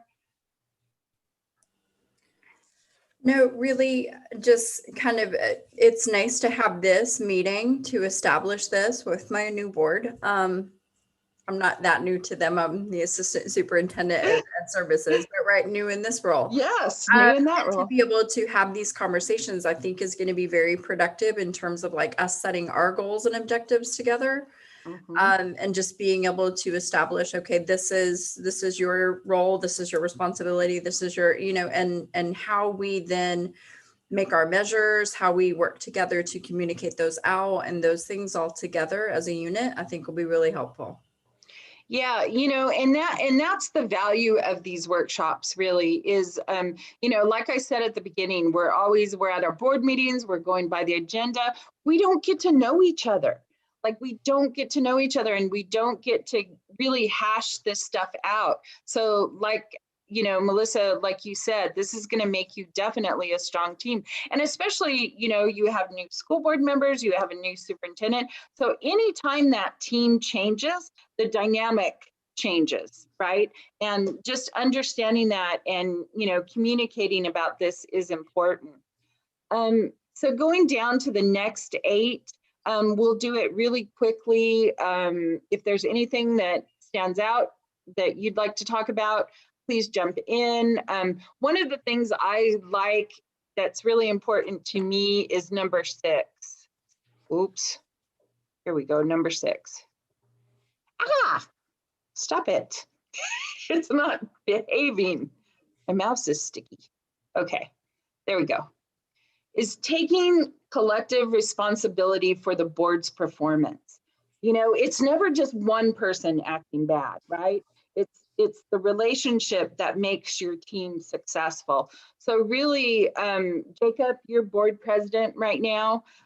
Saturday, I taught the board president class, which is a long one. It goes from 8 in the morning to 4:30 in the afternoon. But we talked about a lot of this is, you know, as board president, it's your job. You don't have a bigger voice than others on your team, but you are the facilitator for the board. You know, I've been board president for like the last 10 years because no one wants to do it. I wish someone would take it.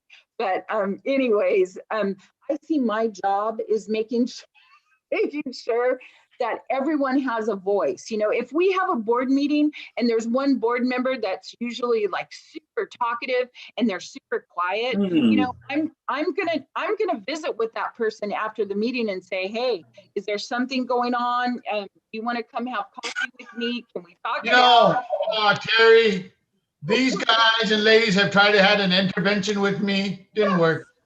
Didn't work. Point of order. Point of Came to order. my house with the mask on, 6 feet apart. They wanted to have a talk. Oh God, that's so funny, Neil. You are great. It's interesting you say that, Terry, because I've gone to a couple of in the last couple weeks. I've been board president training, and it's interesting because there's board presidents on there who have been board presidents for multiple years. Yes. The shock in their face when they're told like, "Hey, you're pretty much equal to everybody else. You're just trying to facilitate and kind of, I mean, you do a little bit extra work, you know, as far as guide the team and you know, set up workshops and that kind of stuff. But, you know, a lot of them when they can say, hey, you can be replaced really easily, you know, you're not doing a good job. Yeah, and you know, there's like you said, there's a couple other jobs that you do. Maybe you meet with your superintendent to get the agenda going.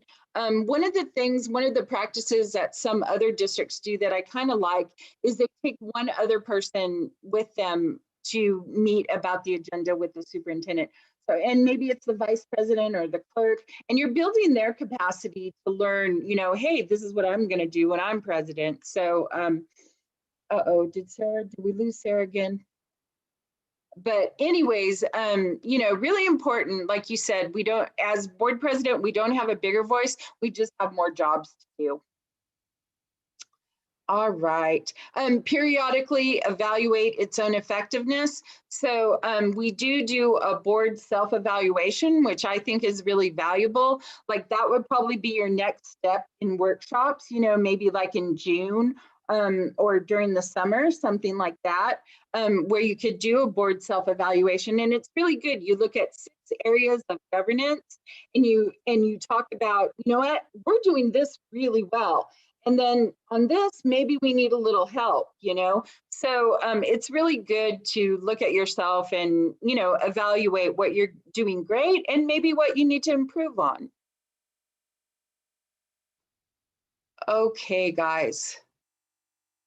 So we're kind of to the point where we can talk about some of the governance norms and but I want to give you guys like a 5-minute break just to jump up, go to the bathroom, get a coffee, get a water.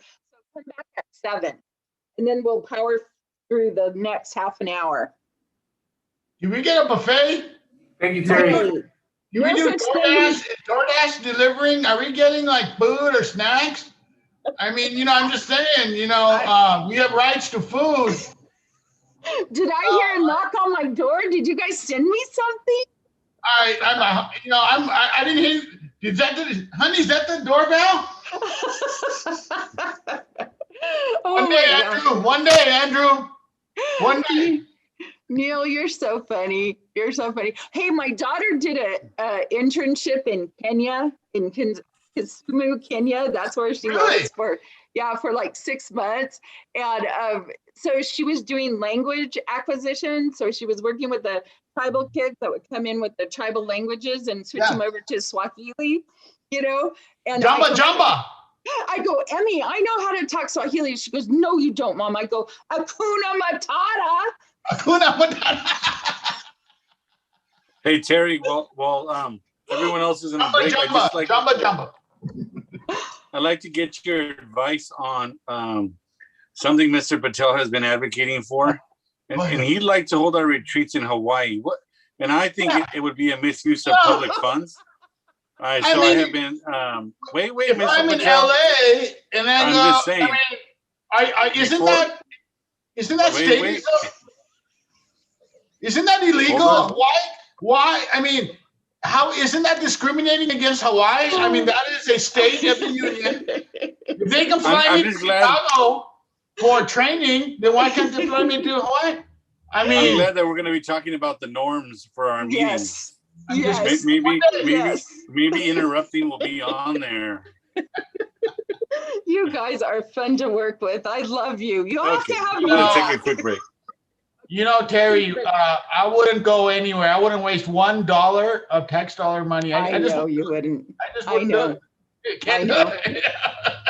You know, and the good thing is, Neil, that a lot of our trainings now for CSBA is like this, virtual. So there's no cost, you know, the cost is half of it because there's no travel, there's no food, there's no anything. So it's really saving districts a lot of money. And you know what? You can't gyp yourself on professional development. We need it, but this is a good way to do it that it halves the cost of it. So. Considerably. And you know, the amount of time, you know, travel time, end of the day time, sleeping time, you know, it just makes for an overall, I think in the future, like you said, I think this is going to make a major dent in travel. And I think a lot of people are going to be using technology. Yeah, and we have a whole online system too, an online platform that you could take classes on anything like school safety, equity. You'll have to check that out, and super affordable to buy. I think the license is for a year and all the board gets to use it. And I think it's like $800 or something like that. And it's really a lot of like at least 15 to 20 hours for each of you of professional development. Yeah, I think CSBA does a fantastic job. I mean, for me, I rely on them for two major things, and one is obviously representation. You know, I think that is huge, and the other is providing us templates and roadmaps, if you will, on how to implement things, how to deal with COVID, how to deal with legal issues, how to deal with board policies. You know, because. Ultimately, it's you know, best practices. You know, we don't need to reinvent the wheel. Exactly. You know, exactly. And here's the deal, Neil, too. Now that I've worked with you guys, I will send you my cell phone and my email. If you ever have any questions or any way that CSBA can support you, or, you know, just like, hey, Terry, what do you do in this, you know, matter? Give me a call or shoot me an email, and I'm here to support you guys. So I'm not just a one and done. Oh, I did the workshop, I'm gone. I'm yours now. So no, we're about building bridges around here, you know. There's a big one right behind you. Like that one, huh? Oh, it's all right. my It's all right. I'm not gonna say anything. There's Diego. We talked our whole time. Oh, God. It looks like everybody's back. Yeah. I see Melissa over there. She's going, man, we got to keep Patel. We got to keep him shut up. I mean, we can't have him talking this whole time. You're awesome. It's all right, Melissa. I'm gonna tone it down. All right, guys. Is Andrew back? I think he'll be back probably in a minute. Yep. So now we're going to talk about creating and sustaining a positive governance team culture. So the definition is culture is the positive or negative atmosphere created by the way people in an organization treat each other. Teams have unwritten and written agreements about how they will behave with each other and others. These behavioral ground rules, often called norms, enable teams to build and maintain a positive culture or shift a negative one. So these are some of the ones that we usually put in a governance handbook, but I want you guys to take a minute and look at them. And if there's something that you do not like, ooh, I don't like the sound of that, or maybe something you'd like to add, please be my guest and we'll talk about it. So I'm going to put these up. Is there more than that? No. That's it. So let's take a couple minutes and just look at that, and then we'll debrief after you guys have a chance to read them.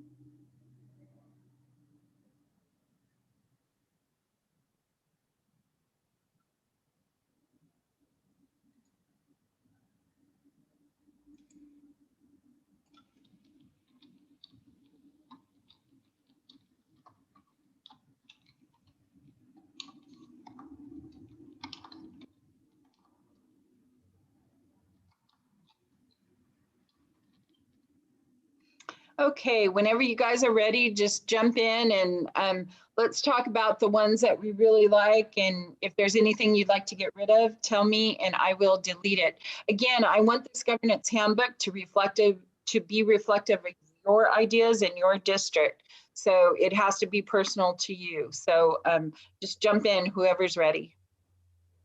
I really appreciated that we will avoid hidden agendas and communicate openly.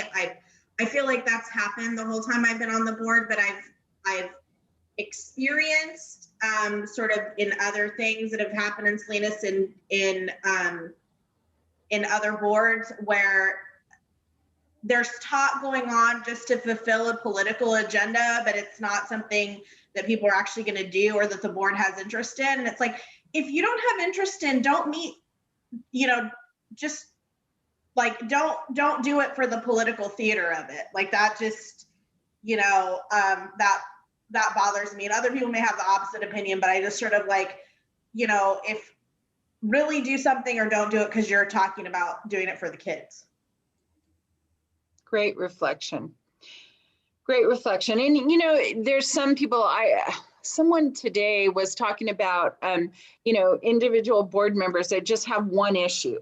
Like this is my issue. This is all I care about. And, I'm not going to talk about anything else. Well, that's definitely not a good board member because we have to be cognizant of a lot of different issues. So really, or someone will get on the board because they don't like the superintendent or they don't like a certain teacher and they have an agenda to get rid of that person, right? I think the first bullet says it all, that we'll keep our focus on the best interest of our students. That's why we're here. We're not here to do anything else but to advocate and make the district better for our students. So really important. Thank you, Sarah. Other reflections on that? I think for me, once again, one of the things I really like about our board is, I would say it's not numbered, but the bullet point that says we will build upon ideas of others and look for common understanding. I've been very blessed that each one of the board members has brought in a certain talent, a certain level of responsibility, if you will. And we, we don't sit here and look for the acknowledgement. What we do want is everyone to support each other and grow with it, And so I've been really appreciative. I know Andrew, I haven't had much time to work with you, but with Sarah and Diego, I've seen their individual ideas and I've supported them. And the reason is they were great. There is no me in team, as I keep saying, but I really like when ideas are supported. That way you'll feel comfortable when you have an idea and you'll get supported as well. We all don't come up with all the solutions, but individually we can, hit a lot of them as long as we can support each other, And so for me, it's been really good. I've been very proud of of supporting the other things that other board members have found to be their passion. I love that. I love that. You know, when I was first on the board, I would get my board packet and I'd write in the margin on my agenda, yeah, I'm going to vote yes on this. I'm going to vote no on this. I'm going to vote yes on this. And one of my board members said, Terry, don't do that. And I'm like, what? I'm just marking down, you know, how I feel about each issue. And he goes, don't do that. When you come to a board meeting, come with an open mind. Listen to the other perspectives, you know, like on my board, we've had, you know, like I said, we've had farmers, ranchers, nurses, attorneys, doctors, everything you can think of. And each person brings a different perspective. And a lot of times, there's been times where I've made up my mind. I know how I'm going to vote. I feel this way about an issue. And then I go to the meeting and I listen to a different perspective. I'm like, oh, well, maybe I don't think, you know, so just being open-minded to listen to your other board members and what they think, I think is really, really important. Again, we talk about the collective responsibility for the success of the meetings. You know, the team will participate equally. You know, some people are shy. And so as board president, again, Jacob, going back to that, you really have to build capacity in that person to make people believe in themselves and that, you know, they can share their thoughts without judgment or, you know, that they're an important part of the team. Each person is important. I like this one too. Terry, Go ahead. I apologize. I have to backtrack a little bit. Andrew, I misspoke, Andrew. Already Andrew has contributed significantly to the board, and he's always had this passion of making sure that everyone is represented and everyone has a voice, you know, especially our EL community. So I misspoke, Andrew. The truth is, you know, I do support your ideas, you know, and you have contributed already. I didn't mean to discount you whatsoever. I know you're a new board member, but your opinions and your input and your work is greatly valued. Oh, absolutely. I didn't take any offense by Neil. That's awesome. Go ahead, Sarah.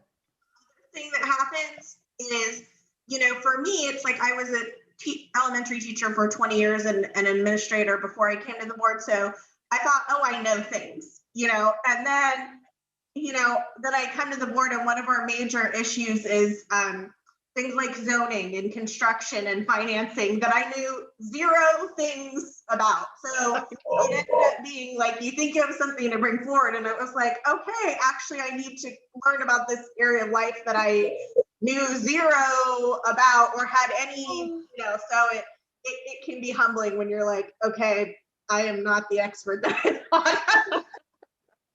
Hey, that's what I thought about budget. So I was in the time of everything being single, right? So you got money for this, so it had to go for this. And, you know, there was no local control. It was all the money had strings, right? Individual strings. And so just understanding that, you know, looking at that checkbook and I'm like, I see like $500,000 right there. Oh yeah, but it could only be spent in this area. And I'm like, what? And so, you know, really being a new person on a board, it's like learning another language, like someone said, I think it was you, Sarah, all the acronyms and the, you know, all the things that you have to learn. It's a lot. And really being humble that first year and kind of saying, you know what, I need to learn a lot and really reach out to my other board members. If I need help, reach out to my superintendent. You know, if I'm having trouble understanding the budget, reach out to my CBO. You know, there's a lot of things you could do to build your capacity, but it takes a minute, right? So yeah, and have patience with yourself. This isn't something you can learn overnight. Like I've been on my board for 24 years, and every time I do a workshop or I teach a class, I learn something new too. So, you know, we're lifelong learners in this endeavor, for sure. Melissa, did you have any reflections on the working norms? No, I think really it, and this board already, we're kind of there with how we communicate with each other, and that we're one unit, even if we have like a disagreement on a particular issue. And then knowing like when we go out in public, we're representing what the majority vote was. And I mean, I know I'm walking into a pretty well-established board with norms, Nice. which is delightful for me. And so, but little things like learning from the past, but always ever forward, right? Is where our focus is. And to me, as long as we're really upholding bullet point number 1, all the other things really Yep. fall into place, because that's the only way you're going to uphold bullet number 1 is if we're doing all the others. Exactly. Exactly. I know in my district, whenever I'm kind of feeling disconnected, I'll go to one of our school sites and go read a book to our kindergartners, and sit in the little circle and have them sit on my lap. And I'm like, oh my gosh, this is the reason why I do this work, and people ask me, how many kids do you have? And I'm like, 1,300. Each of them I feel like is mine, and I have a big responsibility to live up to for each and every student in my district. And I'm sure you feel the same way. I'm hearing that from you. So I really value that and celebrate that with you guys. Any other reflections on this piece right here on the norms? No, I think what you're kind of saying as far as, not coming to a meeting or with your mind made up, because I think sometimes somebody might say a key word or a key phrase and it makes you think a different perspective and stuff. So I think as a board, we just got to always keep that in mind is we're going to keep learning from each other. And even though we might have a certain perspective, it's like be open to knowing that shifting in a different direction might be best, despite what's gone on in the past. Yeah. Exactly. One of the things, I think it's on here, each member will come prepared to the board meeting. That's really important. And I don't know how you guys handle it, but like when you get your board packet, if you have questions, what does that look like? Do you contact the staff person directly, or do you go through your board president, or do you go directly to your superintendent? What's been your practice? Actually, that's one of the reasons why I also want to have this Good Beginnings workshop. So, because I think there's unwritten rules, but I also wanted to have that conversation with Melissa and everybody else to feel like what's the best efficient way for everybody to kind of allow that to become more prepared and stuff. Yeah, I did have, I had a conversation with Tim in the past because I have a lot of questions. I'm new, so, I had in the past our previous superintendent that said, just CC me and, contact the staff member directly. But that's a good conversation to have. Yeah, and we'll do that in our next, you guys have a date with me next Monday. So we'll be talking about that during our protocols, and we'll discover it between all of us, what works best for you, how that should look. So we'll talk about that next time, but super important, and here's the deal. I always assume good intentions. People are trying to gather information, but a lot of times it's good to ask those questions before the board meeting and still ask them at the board meeting, because other people might have the same questions, or your stakeholders. Staff a heads up so they're prepared, so they have the information to give you, I think is a good practice, because no one likes surprises, right? Like no one likes the gotcha moments, and some boards are like that. Your board definitely is not like that, but some boards, try to get the staff like, oh, do you know this? What's this information? So I always like to make sure in my own district that if I'm going to ask a, budget question, I'm going to talk to my CBO and say, hey, I'm going to ask this, just to make sure that they feel respected, not, put on point. So that's what we do. Let me see. Anything else? Yeah, we talked about, if we have a difference of opinion, you debate the facts and not personalities. I think that's really important, but I feel the respect among you for each other. So that's a really good feeling. I love that. So a lot of boards take this and laminate it and keep it at the dais, just to remember, what, these are our norms that we worked on, and this is our agreement. So that's really important. And again, once this document is created and you adopt it at an open board meeting, usually at your December meeting, when you're electing officers, your organizational meeting, you go over your governance handbook and just adopt it again. Make sure that everyone's still in agreement. I don't want, and not to say that you're going to do this, but you don't create it to put it on a shelf. You create it to be a living, breathing document that's going to help you with your governance team. So that's really important. Well, guys, I don't want to go on to this. I don't want to go on to this next section because it'll put us over time. But what I want to do now is just kind of go around and just say, what would you like to talk about next time? What is the point you're going to take away from this meeting that really, made a difference with you or was a really important point? And then we'll be done. We'll finish for tonight, and then we'll carry on next Monday. So Jacob, did you want to get us started on your reflection of the meeting tonight? Sure, and I don't know how this will kind of translate to once we do our annual, what the board is open to, but I think it would be good, annually, maybe obviously not go through the whole thing, but at least, where we take the time to re-sign this agreement every year, and then just briefly just go through like, hey, just as a reminder, everybody, because I think what could potentially happen, which is kind of what happened, is people forget what the practices are if it hasn't been put on paper or stuff. And so just so we don't have, so my goal, just so the board knows, is create like a board calendar, have a binder in place where, if it's 10 years down the line and somebody else is board president, and it's, whoever that is, they can take the reins from there.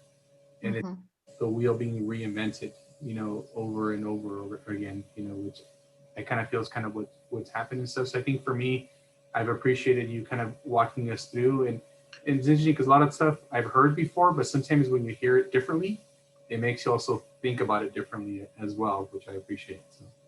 Thank you.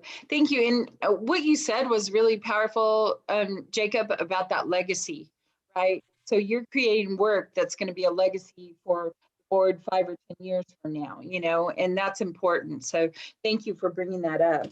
Who wants to go next? Andrew, you're unmuted. Did you have any reflection on the meeting or how it went tonight, or maybe something that you want to talk about next time that's important to you? It was just a lot of great information. There's not one particular takeaway, but just a lot of good information, and I'm looking forward to the next meeting. Just looking forward to our goal settings and working with our new superintendent. That's awesome. Thank you. Thank you. Sarah, do you want to go next? And a couple things. One, I appreciated getting to hear everybody's stories because it gives me another layer of perspective on them. And it's amazing things you don't know about people that you've known for years. And then also it kind of made me smile a little bit when we were talking about the board president, because I really appreciate that we as a board have been talking about the importance of rotating that job. I loved having it, and I'm so happy not to have it. Things are true, just because I think by rotating it gives everybody like a greater feeling of responsibility towards the district, and a sympathy that it's hard. And I never thought it was hard when I watched Elba do it. She was just great. And I thought, oh, it's easy, no problem whatsoever. And then I had to do it. And I was like, wait, it's hard. Like,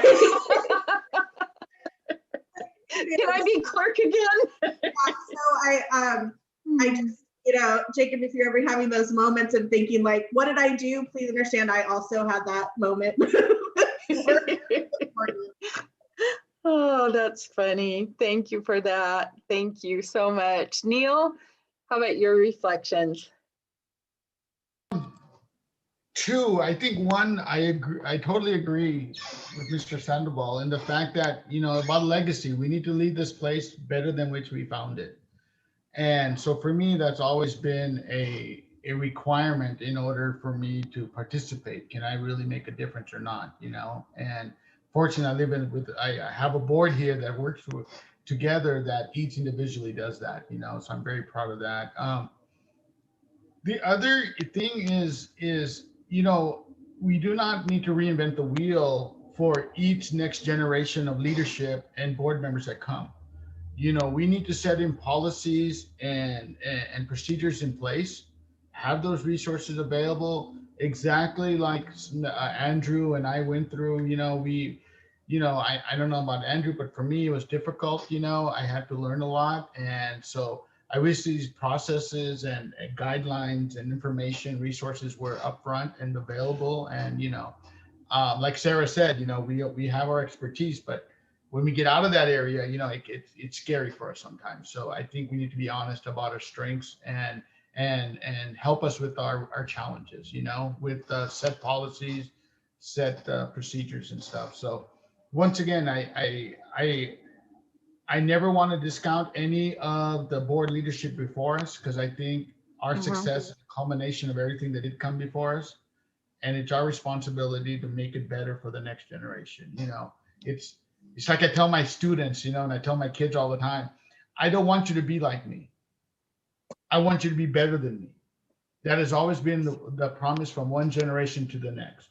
So you tell your mom and dad, that's always been the promise. I love you, mom and dad, but my responsibility is to be better, because I've been given gifts, your experience, your knowledge, the knowledge of everyone around me. So, there you go. Thank you very much.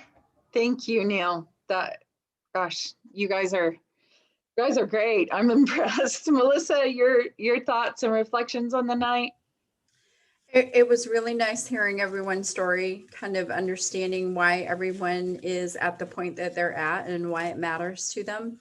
That kind of gave a nice perspective for the work that we're dedicated to doing together. And really now I'm just feeling even more excited about kind of getting in there, setting our goals, making our plan, and kind of getting to work with this board and doing the work. So it's exciting. And now I know like where everyone's coming from and where everyone's heart's at. And so that was kind of a nice perspective too, to get with the way we engaged together tonight and with the way we looked at different things and what's important to us. So. Yeah, it's really important to make that personal connection, because you guys do hard work and it's stressful, especially, I reflect on my 24 years as a board member. This is the hardest time I've ever been in as a board member, like making these decisions for kids. And, we've always made hard decisions, but these are extra difficult. So it's really important that you guys are a cohesive governance team. And I already feel that, that you definitely are, but like I said, continuous improvement, we can always get better. So thank you for letting me spend your evening with you, and I will see you next Monday at 5 o'clock. All right, thank you guys. Okay, so take care. Okay, thank you, Terry. Thanks. Bye-bye. See you next Monday. See you next Monday. Thank you. Moving on to item 6.0, through 5.0 future board items. I know that we're having a special session on Monday, Rosa? Yeah. And then the regular board meeting will be on 10th. Is that correct? Wednesday. Wednesday, 10th. So clarification, there's nothing this Wednesday, correct? Nothing this Wednesday. So we have next Monday, and then that following Wednesday is our regular meeting on the 10th. Thank you. Is there any future board items the board wants to? No? Okay. So can I get, first I want to say thank you to everybody. I know we have a lot of meetings and this is a lot of extra time, but I think it was just awesome to hear everybody's stories, and I'm excited about the next meeting as far as the protocols and kind of everything getting in place and stuff. So Can I get a motion to adjourn at 7:25? Motion to adjourn. Let's start motions. Can I get a second? No, not for me. I will second. Here we go. Okay, we'll take a roll call vote. Okay. I ain't in no damn meeting. Mr. Jacob Sandoval, Aye. Mr. Andrew Sandoval, Aye. Ms. Turner, Aye. Mr. Patel, Oh no! Oh no! No! No! No! I have many life things I want to talk about. I can't afford a psychiatrist anymore, so I figured you guys would be a good self-help group here. Is that Point okay? of order. Point of What, order. what point of order? Thank you, Mr. Ritzel, for your vote. Ms. Ariano isn't present, so motion passes 3-1. Okay. Thank you, everybody. Stay safe. On the losing side of the boat. Okay. Stay safe. Bye. Hey, hold on, get your vaccines. I finally they cleared it. So if you're an educator, I know you got here, and if you're in a special group, right?